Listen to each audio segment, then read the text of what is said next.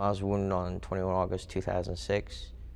I was conducting one of the first police recruitment drives outside of a forward operating base, so it was within the population.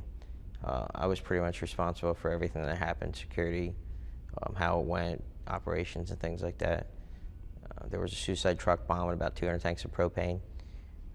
It was drove to the front gate of our entry control point to the location, and there was a suicide bomber who self-detonated it. Well, I was severely wounded. I sustained burns of 40% of my upper body.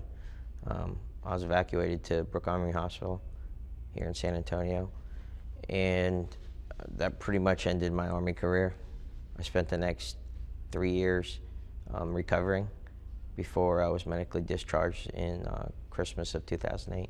I think the hardest thing was that I was still on active duty, and it was difficult for me to grasp the fact that I was the one wounded and trying to figure out like where my purpose was in the Army, in the service. And there was nobody who could really answer those questions. Not too many people in the entire military that could relate, because usually once you get hurt, you're totally segregated from the entire population. So that was probably the hardest thing for me, you know, the 2 years leading up to my retirement.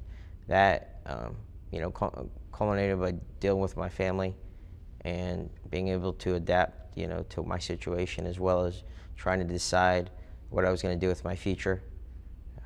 Again, the service didn't have any idea how to handle us, what to do, how to deal with us, how to help us.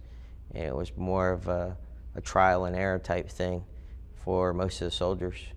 So I came here with, you know, 5 of my soldiers, and 3 of them ended up staying here because they were also severely wounded. So it was kind of difficult for me to deal with my situation as well as take care of them at the same time, because I had an obligation to do it.